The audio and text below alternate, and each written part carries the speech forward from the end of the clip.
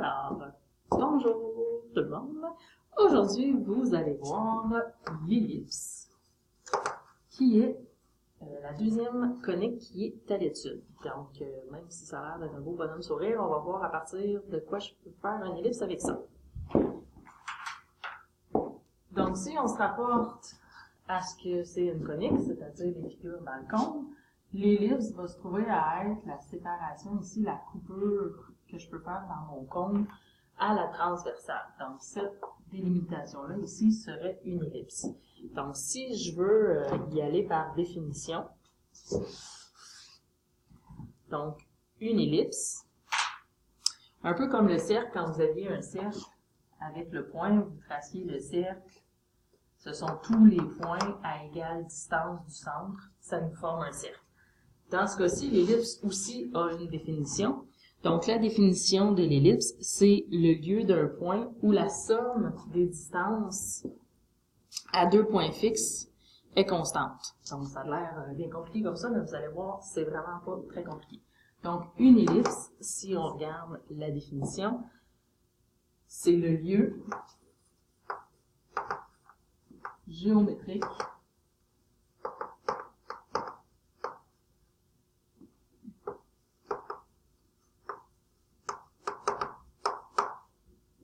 d'un point dont la somme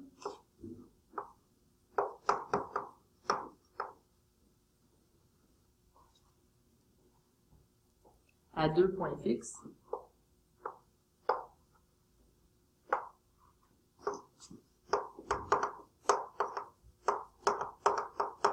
et ces points-là vont être appelés foyers, dont la somme à deux points fixes, appelés foyers, est constante.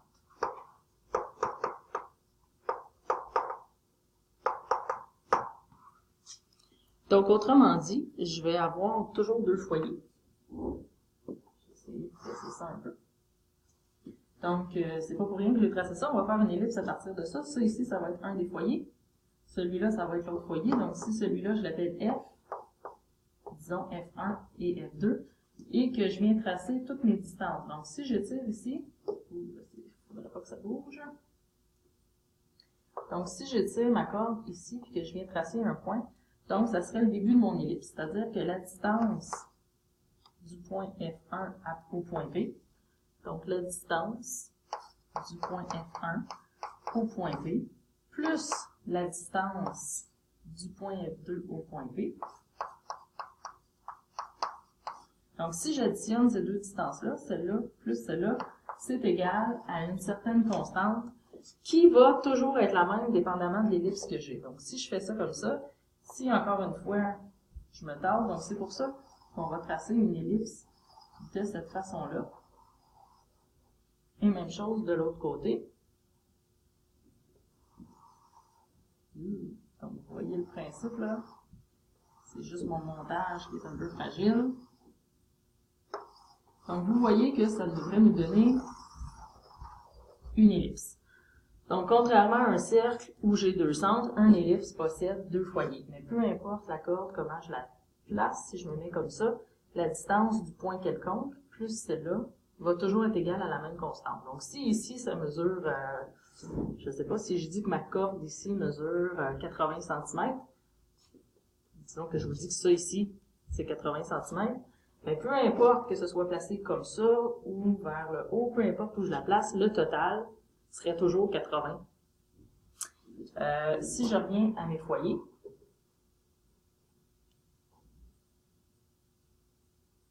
donc, si je pouvais me placer, ça je le fais avec la gommette, mais là, j'ai pas de gommette, donc les aimants sont un peu moins efficaces.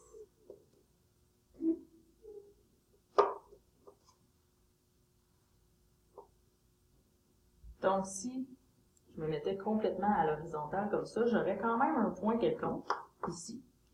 Et, même chose, la distance de, mettons je prends le premier, la distance de F, la petite distance ici, plus cette distance-là, me donnerait quand même 80. Et là, évidemment, cette distance-là est comme en double, donc c'est équivalent de ça. Donc, si j'enlève la corde au complet, on peut voir aussi que la largeur au complet de l'ellipse serait égale à cette même constante-là.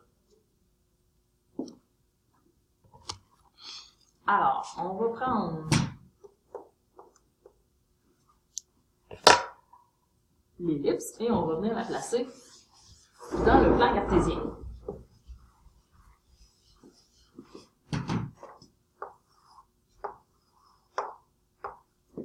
Donc, on va commencer par étudier notre ellipse si elle était bien centrée. Et je vais avoir deux foyers.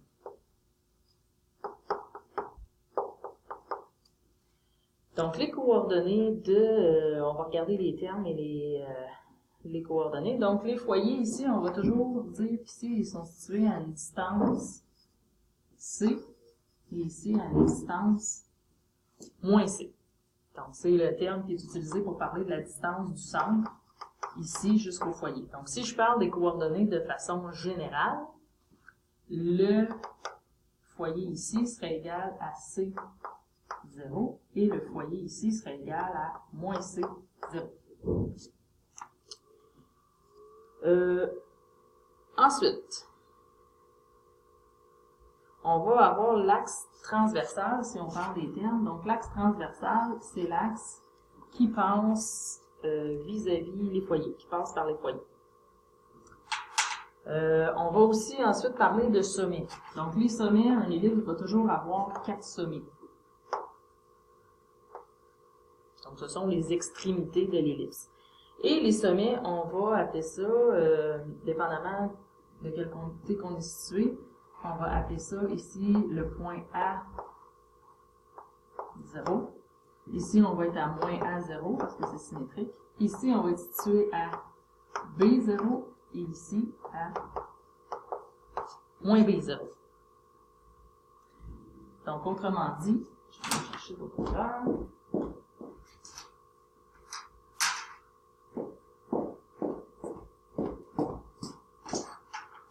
Le segment ici serait de longueur A et le segment ici va être de longueur B.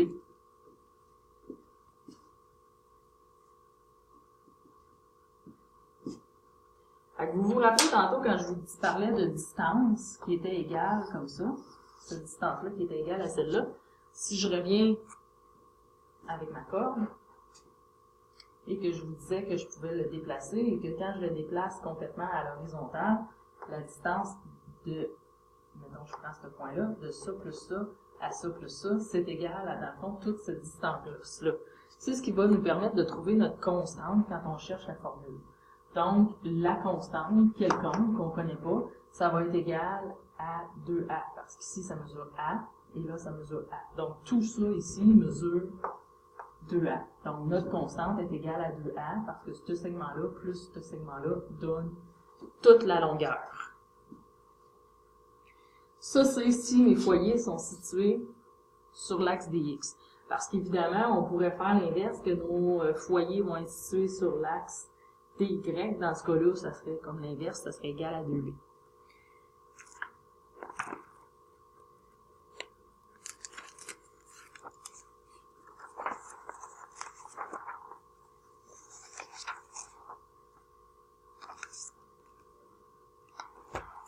Donc, je vais vous montrer quelle est la formule de l'ellipse. On a vu quelle était l'équation d'un cercle.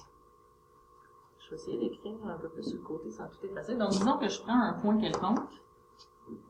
Donc, le point, la distance du point à mon foyer, ici, la longueur de ce segment-là, disons,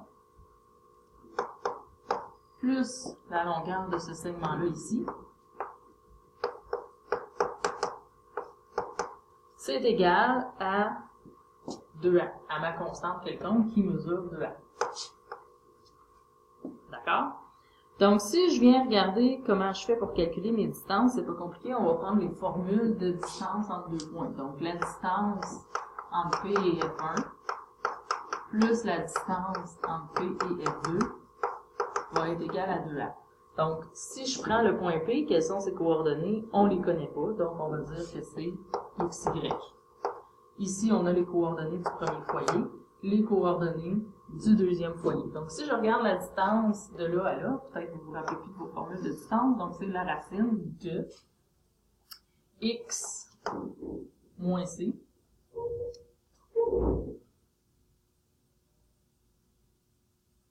donc moins c il est là, donc moins c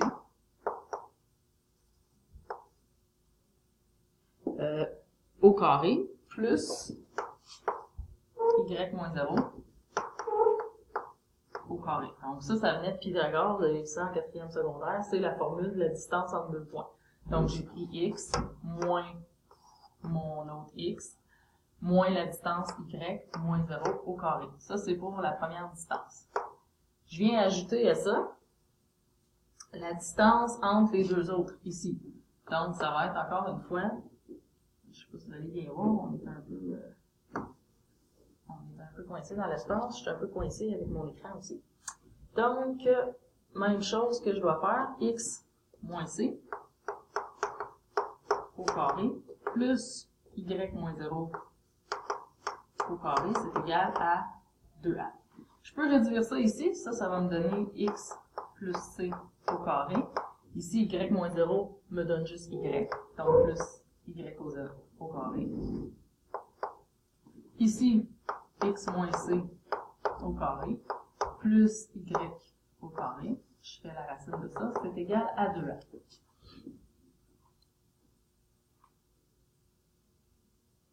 Bon, donc après ça, la démonstration est quand même un peu longue. Là.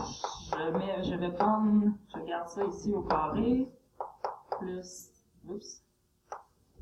Et là, je vais garder mon 2a, je vais juste venir apporter ce segment-là de l'autre côté. Donc, moins racine de x moins c au carré plus y2. Je dois ensuite de ça mettre tout ça au carré pour me débarrasser de mes racines. Et là, la démonstration est quand même assez longue parce qu'après ça, il faudrait que je fasse x plus c fois x plus c, etc. Donc, je vais essayer de vous montrer avec le reflet de la lumière. C'est un peu difficile. Donc, vous voyez toute la démonstration au long. Vous pourrez venir chercher ma feuille pour voir de quoi ça a l'air et ça se continue de l'autre côté. Ce qui est important, c'est d'en arriver à la fin avec l'équation de l'ellipse. L'important, là, c'est vraiment que je voulais que vous compreniez d'où provient l'équation de l'ellipse. Pas juste vous donner l'équation, mais vous voyez que ça provient de la définition même, qui est l'addition des deux segments. Donc, l'équation finale, c'est x au carré sur a au carré moins plus y au carré sur b au carré qui est égal à 1. Donc, ça ici, c'est ce qui est le plus important pour vous à retenir. Vous avez ici x et y qui sont le x et y d'une équation, comme quand on a y est égal à ax plus b, par exemple, le x et le y. A, c'est vraiment un segment comme ça, et b, c'est le segment à la verticale comme ça, et il faut toujours que ce soit égal à 1. Je vais arrêter l'enregistrement et on poursuit tantôt.